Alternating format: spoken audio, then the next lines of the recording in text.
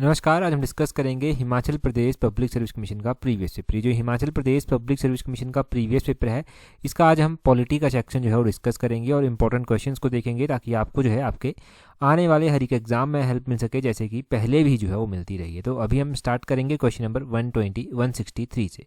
Question number 163 देखिए, यहाँ पर क्या पूछा गया है, क्या पूछते हैं आपसे। बोलते हैं by which constitutional amendment the right to property was abolished from the chapter of fundamental right. तो बोलते हैं कि किस संवैधानिक संशोधन के द्वारा संपत्ति के अधिकार को मौलिक अधिकारों की सूची से हटा दिया गया था। आपको पहले तो ज्ञात होना चाहिए कि ये जो हमारे फंडामेंटल राइट थे, इनमें पहले जो था वो राइट टू प्रॉपर्टी भी आता था, परंतु एक कॉन्स्टिट्यूशनल अमेंडमेंट का इस्तेमाल किया गया और ये जो राइट टू प्रॉपर्टी है इसको फंडामेंटल राइट की श्रेणी से जो था वो हटा दिया गया। अब ये कौन सी जो अमेंडमेंट पूछी गई है यहाँ पर कि कौन सी अमेंडमेंट थी ये, तो ये अमेंडमेंट थी 44th constitutional amendment. Option D जो है वो सही आंसर है। 44th संवैधानिक संशोधन जो था, इसके द्वारा जो था वो इन राइट टू प्रॉपर्टी को जो था वो हटा दिया गया। ओरिजिनली हमारे पास क्या था, ओरिजिनली हमारे पास जो कॉन्स्टिट्यूशन बना था तो 7 हमारे पास जो था वो फंडामेंटल राइट हुआ करते थे। फिर राइट टू प्रॉपर्टी को हटा दिया गया, तो यहाँ से जो था वो कितने बच गए हमारे पास, जब एक को हटा दिया गया तो अब हमारे पास जो है 6 फंडामेंटल राइट यहाँ पर बच गए हैं। अब राइट टू प्रॉपर्टी को हटा दिया गया, फिर कहाँ पर इसको डाला गया, तो इसको लीगल राइट बनाया गया। इसको कैसा राइट बनाया गया, लीगल राइट जो था वो इसको बनाया गया। ये आपने ध्यान रखना है कि लीगल राइट बनाया गया और आर्टिकल नंबर 3008 के तहत जो था वो डाल दिया गया। और कौन से पार्ट में डाला गया इंडियन कॉन्स्टिट्यूशन के पार्ट 12 में जो था वो उसको डाल दिया गया। 12 नंबर पार्ट में इसको डाल दिया गया। फंडामेंटल राइट्स का तो आपको पता ही है कि हमारे जो फंडामेंटल राइट्स हैं वो कौन से पार्ट में आते हैं इंडियन कॉन्स्टिट्यूशन के, तो ये पार्ट 3 में जो है वो आते हैं हमारे इंडियन कॉन्स्टिट्यूशन से। फंडामेंटल राइट्स का जो कॉन्सेप्ट था वो हमने कौन सी कंट्री के कॉन्स्टिट्यूशन से अडॉप्ट किया था, तो हमने यूएसए के कॉन्स्टिट्यूशन से जो था ये अडॉप्ट किया था। ये भी आपने ध्यान रखना है। जब फंडामेंटल राइट में जो ये राइट टू प्रॉपर्टी हुआ करता था तो आर्टिकल नंबर 31 में ये हुआ करता था। अब आप देखते हैं कि फंडामेंटल राइट में आर्टिकल नंबर 31 नहीं आता है। आप साथ में एक और बात ध्यान रखिए, जो हमारे पास 6 राइट्स हैं फंडामेंटल, जो 6 राइट हैं वो बहुत ज़्यादा इंपॉर्टेंट है, जिसमें राइट टू इक्वलिटी आता है आर्टिकल नंबर 14 से लेकर आर्टिकल नंबर 18 तक, राइट टू फ्रीडम आता है आर्टिकल नंबर 19 से आर्टिकल नंबर 24 तक, और राइट अगेंस्ट एक्सप्लॉयटेशन आता है कि आपका शोषण नहीं कर सकता कोई, ये आर्टिकल नंबर 23-24 में बात की जाती है। Right to freedom of religion, कि आपको धर्म की स्वतंत्रता है, वो आर्टिकल नंबर 25-28 में आता है। कल्चरल एंड एजुकेशनल राइट हैं कुछ आपके, जो आर्टिकल नंबर 29-30 में आते हैं। और राइट टू कॉन्स्टिट्यूशनल रेमेडीज़ है जो आर्टिकल नंबर 32 में आता है। 32 में इसमें आप, अगर आपको लगता है कि आपके फंडामेंटल राइट इनकी वायलेशन हो रही है, तो आप हाई कोर्ट सुप्रीम कोर्ट में जो है वो जा सकते हैं। अगला क्वेश्चन देखिए, बोलते हैं match the following and choose the correct. तो मैच आपको करना है यहाँ पर, जो भी आपके पास दिए गए हैं ऑप्शंस यहाँ पर फाइनेंस कमीशन दिया गया है, यूनियन पब्लिक सर्विस कमीशन दिया गया है, इलेक्शन कमीशन दिया गया है और कमीशन फॉर बैकवर्ड क्लासेस दिया गया है। मैं पहले बताता हूँ आपको, सबसे ज़्यादा इंपॉर्टेंट करंट अफेयर के साथ अगर आप लिंक करेंगे तो क्या है। सबसे ज़्यादा जो इम्पोर्टेंट है वो है इलेक्शन कमीशन। इलेक्शन कमीशन जो है वो अभी चर्चा में है। तो ये अगर आपने न्यूज़पेपर में पढ़ा होगा, नोट्स में पढ़ा होगा, अपने करंट अफेयर्स में पढ़ा होगा, कहीं पर भी पढ़ा होगा, तो जब भी इलेक्शन कमीशन की अभी रिसेंटली बात हुई थी तो आर्टिकल नंबर 324 जो था वो ज़रूर वहाँ पर साथ में जोड़ा गया था, क्योंकि आर्टिकल नंबर 324 में जो है वो इलेक्शन कमीशन की बात की गई है।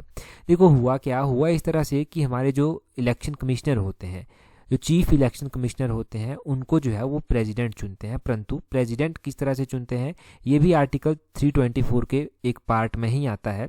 प्रेसिडेंट जो है वो प्राइम मिनिस्टर की या फिर काउंसिल ऑफ मिनिस्टर की जो है वो सहमति से चुनते हैं। काउंसिल ऑफ मिनिस्टर बताएंगे किसी व्यक्ति को कि इसको अपॉइंट कर दो और प्रेसिडेंट उसको शपथ दिलवा देंगे, बना देंगे।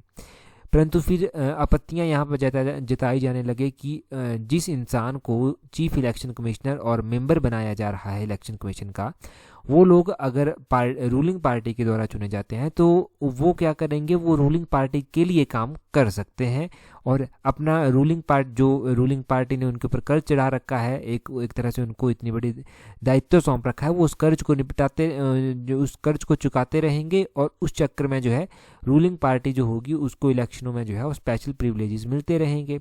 इसका विरोध हुआ, केस चला गया सुप्रीम कोर्ट में पेंडिंग पड़ा रहा था। फिर अब इसकी सुनवाई जो है वो आई है और सुप्रीम कोर्ट ने कहा है कि जो पहले प्रोसेस होती थी वैसी नहीं होगी।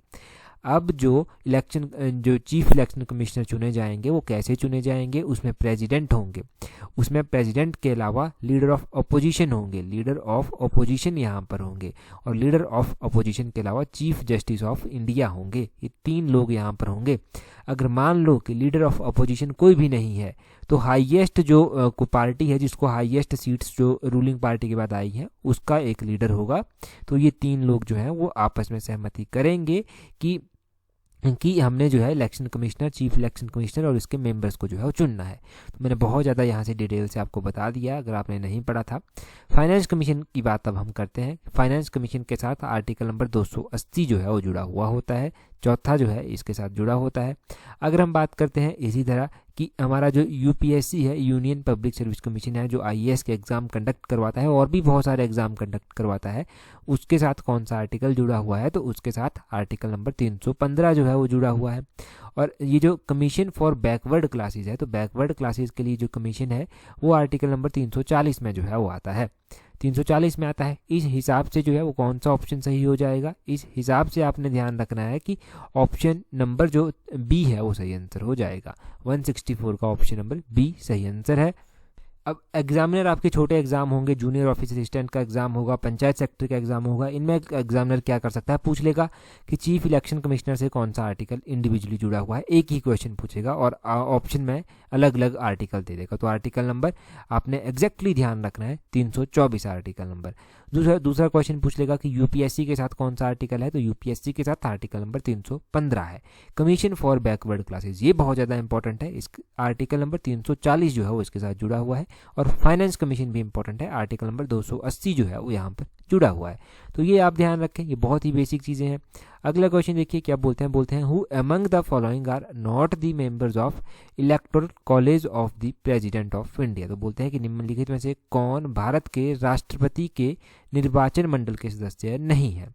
देखो, भारत के जो राष्ट्रपति चुने जाते हैं, पहले आपको पता होना चाहिए कि भारत के राष्ट्रपति जो चुने जाते हैं वो उसके जो निर्वाचन मंडल में होते हैं वो कौन कौन से सदस्य जो हैं वो होते हैं।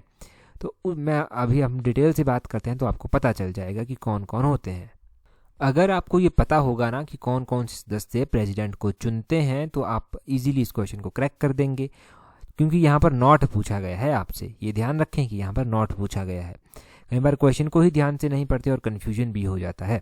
आपने अब ध्यान रखना है कि राष्ट्रपति जो चुने जाते हैं उसमें इलेक्टेड मेंबर ऑफ लोकसभा होते हैं, इलेक्टेड मेंबर ऑफ राज्यसभा होते हैं। तो ये भी होते हैं वहाँ पर, ये भी होते हैं, इलेक्टेड मेंबर होते हैं लोकसभा के भी, राज्यसभा के भी।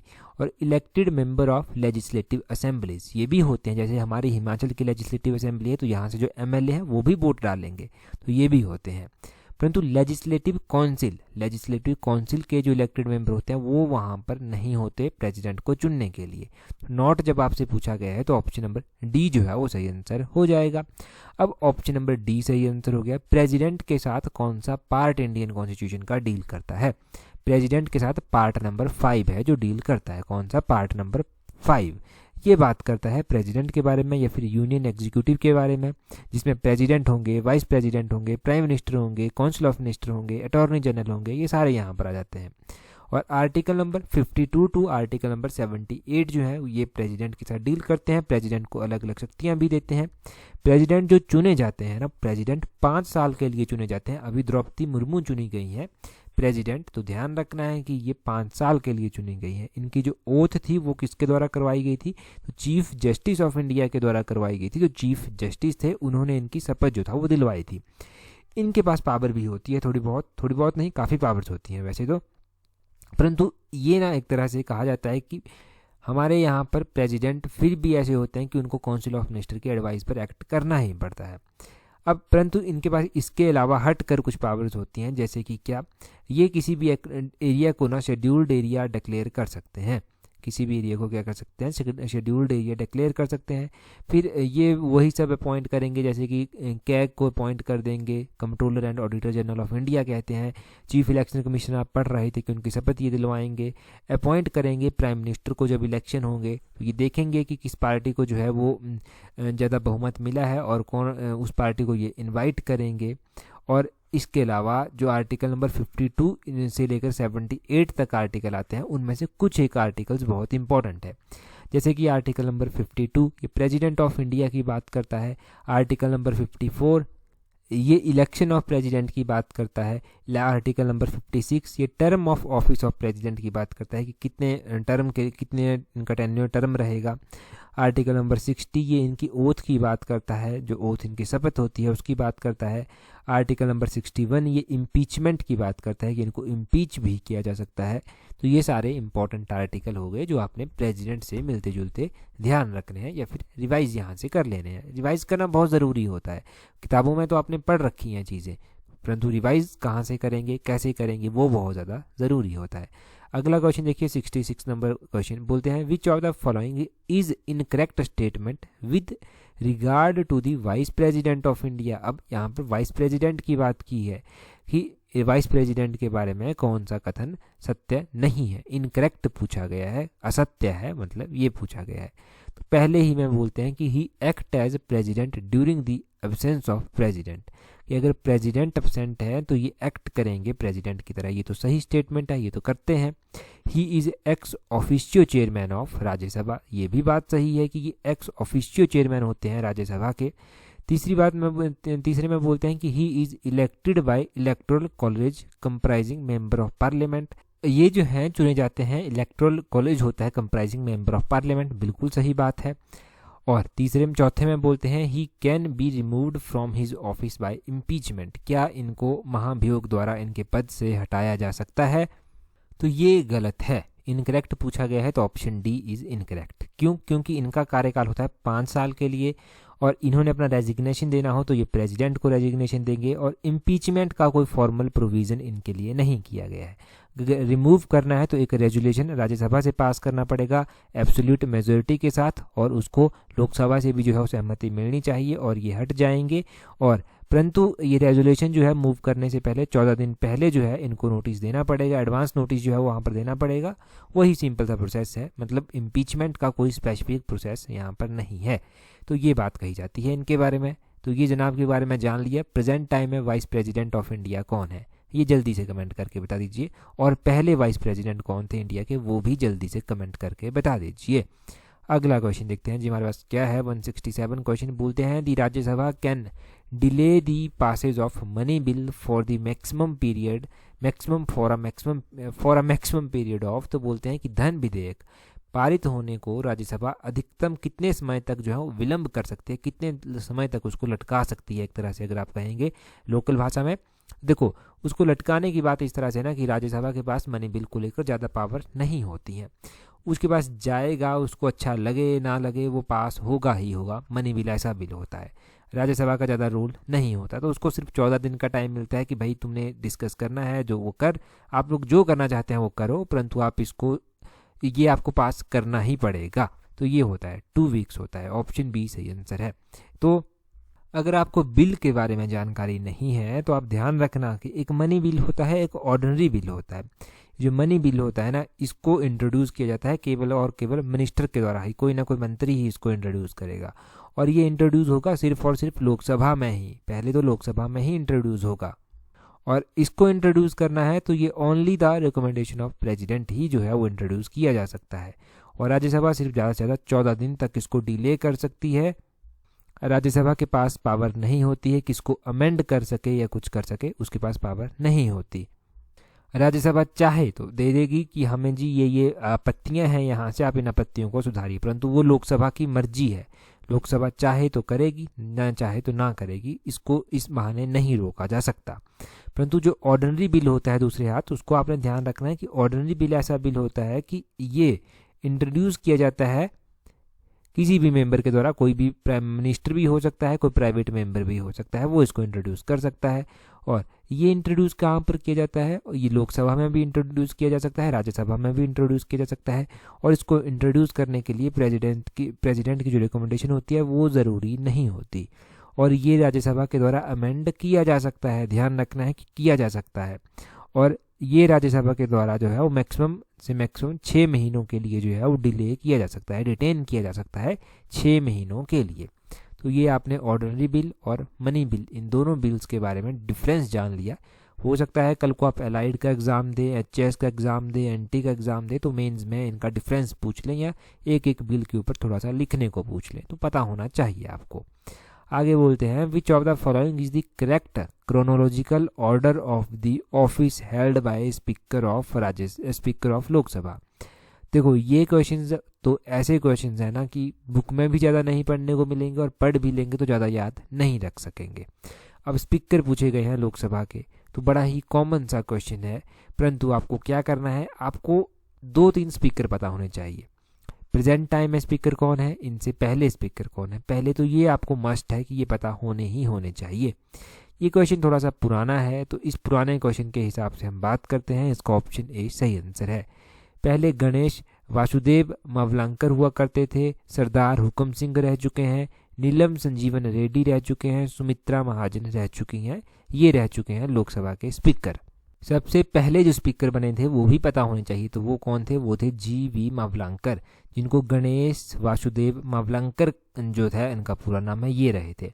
उसके बाद M.A. अय्यनगर आए थे, जो ऑप्शन में नहीं दिया गया है, परंतु उसके बाद आए कौन, सरदार हुक्म सिंह आए। उसके बाद नीलम संजीवन रेड्डी भी आए। ये जो वासुदेव थे ना, जी.वी. मावलंकर, ये 1952 से 56 तक रहे थे। सरदार हुक्म सिंह 1962 से 1967 तक रहे थे। नीलम संजीवन रेड्डी जो था वो 1967 से 69 तक रहे थे। और सुमित्रा महाजन बनी थी, सुमित्रा महाजन जो था ये कब से लेकर कब तक रहे, ये इनके बारे में आपने ध्यान रखना है कि ये जो था वो 2014 से 2019 तक रहे। और प्रेजेंट टाइम में 2019 के बाद जो था वो ओम बिरला, ये जो है वो है स्पीकर ऑफ लोकसभा। तो ये स्पीकर हो गए। मैंने कहा था ना कि आपको पहले पता होंगे जो कि जी.वी. मावलंकर थे, आपको लास्ट के पता होंगे, तो उस टाइम सुमित्रा महाजन थी और अभी ओम बिरला है। उन दोनों का नाम ध्यान रखना है, तो आप इस क्वेश्चन को शायद सॉल्व कर पाते, अच्छे से सॉल्व कर पाते, ज़्यादा कन्फ्यूजन नहीं रहता। सुमित्रा महाजन से पहले जो था वो मीरा कुमार थे, 2009 से 2014 तक जो था वो मीरा कुमार थे। तो ये 3 आप ध्यान रख लें, और ये बहुत ज़्यादा इंपॉर्टेंट है, ये क्वेश्चन बहुत ही ज़्यादा इंपॉर्टेंट है। अगला क्वेश्चन देखते हैं हमारे पास क्या है। नेक्स्ट क्वेश्चन में बोलते हैं, which of the following is the biggest committee of Lok Sabha. तो बोलते हैं कि लोकसभा की सबसे बड़ी समिति कौन सी है। तो लोकसभा की सबसे बड़ी समिति की जब बात की जा रही है, तो लोकसभा की सबसे बड़ी समिति है एस्टीमेट कमेटी। ऑप्शन सी जो है वो सही आंसर है। एस्टीमेट कमेटी जो है वो लोकसभा की सबसे बड़ी कमेटी होती है। अगर हम बात करें कमेटीज़ के बारे में, तो यहाँ से भी क्वेश्चन थोड़ा सा जान लेना चाहिए, क्योंकि पूछ लिए जाते हैं एग्जाम में भटके भूले क्वेश्चन यहाँ से। ये जो एस्टीमेट कमेटी थी ना, इसका ओरिजिन कब हुआ था, लगभग 1950 में हुआ था, ऑन द रिकमेंडेशन ऑफ उस टाइम के फाइनेंस मिनिस्टर हुआ करते थे, पहले फाइनेंस मिनिस्टर जॉन मैथाई, इनकी रिकमेंडेशन पर हुआ था। एस्टीमेट कमेटी की बात करते हैं, तो एस्टीमेट कमेटी में जो है वो 30 मेंबर होते हैं, 30 मेंबर होते हैं। और इसमें से आपने ध्यान रखना है लोकसभा के ही जो है ये 30 के 30 मेंबर जो हैं वो होते हैं। राज्यसभा की इसमें जो है रिप्रेजेंटेशन नहीं होती है एस्टीमेट कमेटी में। अभी तो 30 मेंबर होते हैं, परंतु ओरिजिनली इसमें 25 मेंबर थे और अभी 30 मेंबर होते हैं, ये ध्यान रखना है। उसी तरह की कमेटी है, अगर आप बात करेंगे कमेटी ऑन पब्लिक अंडरटेकिंग, ये कमेटी जो है, इस कमेटी के बारे में ध्यान रखना है कि 1964 में ये on the recommendation of Krishna Menon, ये जो था कृष्णा मेनन कमेटी की रिकमेंडेशन पर जो था वो गठित की गई थी 1964 में। 15 मेंबर यहाँ पर होते हैं। ये जो 15 मेंबर यहाँ पर होते हैं, इनके बारे में ध्यान रखना है, यहाँ से लोकसभा से भी होते हैं और राज्यसभा से भी जो है वो होते हैं। 15 मेंबर में से जो है वो 10 मेंबर जो हैं वो लोकसभा से होते हैं, 5 मेंबर जो हैं वो राज्यसभा से होते हैं। परंतु अब ये रिप्रेजेंटेशन बढ़ा दी गई है, ये रिप्रेजेंटेशन 15 से बढ़ाकर 22 कर दी गई है।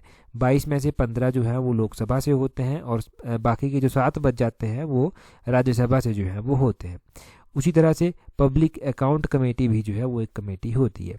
ये जो पब्लिक अकाउंट कमेटी होती है, इसका किस तरह से होता है हिसाब किताब, इसमें भी 22 मेंबर होते हैं। 22 मेंबर में से 15 लोकसभा से, 7 जो है वो राज्यसभा से, ये ध्यान रखना है। कि बिजनेस एडवाइजरी कमेटी भी कोई होती है, तो आपने ध्यान रखना है कि बिजनेस एडवाइजरी कमेटी भी होती है। तो इसकी जो लोकसभा में बिजनेस कमेटी जो होती है वो 15 मेंबर उसमें होते हैं, स्पीकर भी इंक्लूड होते हैं जो कि इसके चेयरमैन होते हैं। और राज्यसभा की जो कमेटी होती है उसमें ध्यान रखना है कि उसमें 11 मेंबर होते हैं और उसके चेयरमैन जो हैं वो उपराष्ट्रपति यानी कि ex officio chairman of Rajya Sabha जो है वो होते हैं। तो ये आप ध्यान रखें, ये बहुत ही आसान हो गया, यहाँ से जान लिया आपने सारा का सारा। अगला क्वेश्चन है जी फंडामेंटल राइट्स के बारे में। बोलते हैं which of the following is incorrect statement with regard to right to freedom of religion. अभी आपने फंडामेंटल राइट रिवाइज किए थे ना स्टार्टिंग में ही, तो बोलते हैं कि right to freedom of religion जो है कि जो धर्म की स्वतंत्रता है, धर्म की स्वतंत्रता के संदर्भ में कौन सा सही नहीं है। अगर हम फंडामेंटल राइट की बात करते हैं ना, तो right to freedom of religion article number 25 से लेकर आर्टिकल नंबर 28 तक आता है। तो ये स्टेटमेंट सही है। और इसमें क्या क्या आता है आगे चलकर, आर्टिकल नंबर 25 आता है जिसमें बात की गई है freedom of profess practice propagation of religion, ये उसमें आता है आर्टिकल नंबर 25 में एग्जैक्टली। और उसके बाद आता है जो right freedom of religion gives freedom to establish religious institution. तो रिलीजियस इंस्टीट्यूशन का फ्रीडम भी जो है वो दिया गया है, परंतु ये ना स्पष्ट रूप से नहीं लिखा गया है, परंतु है ये ज़रूर इसमें ही right to freedom of religion में, क्योंकि आर्टिकल नंबर 25 आपने जान लिया। आर्टिकल नंबर 26 बात करता है freedom to manage religious affair, कि आप अपने रिलीजियस अफेयर्स को मैनेज कर सकते हैं। आर्टिकल नंबर 27 बात करता है freedom to payment of taxes for the promotion of particular religion, की किसी भी पर्टिकुलर रिलीजन के प्रमोशन के लिए टैक्सेस वगैरह की सुविधा जो है वो है। और आर्टिकल नंबर 28 बात करता है freedom to attend religious instruction और religious worship in certain educational institution. तो हो सकता है इसमें ये आता हो आर्टिकल नंबर 28 में, परंतु आता है ज़रूर यहीं पर। तो ये आपने ध्यान रखना है कि आर्टिकल नंबर 28 बात करता है कि आप अटेंड कर सकते हैं किसी भी रिलीजियस वर्शिप जहाँ पर है, पूजा पाठ है, वहाँ पर आप जा सकते हैं कि आपके साथ कोई भी इस तरह से भेदभाव नहीं किया जाएगा। परंतु right freedom of religion include freedom of conversion, ये नहीं दिया गया है। वहाँ पर धर्म की स्वतंत्रता में धर्मांतरण की स्वतंत्रता सम्मिलित है, ये नहीं दिया गया है कभी भी हमारे फंडामेंटल राइट्स में कि आप धर्म को चेंज कर सकते हैं। तो ये सही होगा, ऑप्शन डी सही आंसर है। ये मेंशन नहीं है, जब नहीं आपसे पूछा गया है ना इनकरेक्ट, तो ये है, ये मेंशन नहीं किया गया है, ये आपने ध्यान रखना है। तो ये आपके 4 के 4 फंडामेंटल राइट हो गए। बाकी की सारी इंपॉर्टेंट जानकारी यहाँ से हो गई। हमने बहुत सारे फंडामेंटल राइट्स पढ़ लिए, बहुत कुछ जान लिया। आपको पता है राइट टू हेल्थ भी एक होता है, क्या होता है राइट टू हेल्थ? अगर होता है तो कौन से आर्टिकल के तहत जो है ये आता है इंडियन कॉन्स्टिट्यूशन के, ये जल्दी से कमेंट करके जो है बता दीजिए। आप मुझे पहले कमेंट करके एक करंट अफेयर का क्वेश्चन जो है बता दीजिए कि एक वरुण एक्सरसाइज होती है, वरुण एक्सरसाइज नेवी की एक्सरसाइज है। आपने कमेंट करके बताना है कि कौन कौन सी कंट्रीज़ के बीच में ये वरुण एक्सरसाइज जो है वो होती है। हमने ऑल एग्ज़ाम की ऑडियो रेडियो सीरीज़ में ये जनवरी महीने के करंट अफेयर्स में डिटेल से पढ़ा था। बाकी टेलीग्राम पर ज्वाइन कर लें, वहाँ पर आपको क्विज़ मिल जाएंगे, इंपॉर्टेंट नोटिफिकेशंस, जब भी एग्ज़ाम का शेड्यूल आता है हर एक चीज़ वहाँ पर मिल जाएगी जो आपके एग्ज़ाम में हेल्प करेगी। वहाँ पर ज्वाइन करने के लिए अपने टेलीग्राम से @allexam31 इस तरह से सर्च करना, आपको हमारा टेलीग्राम चैनल मिल जाएगा। तो इस वीडियो में इतना ही काफ़ी है। तो that's all for today. Thank you very much for watching and listening it very patiently.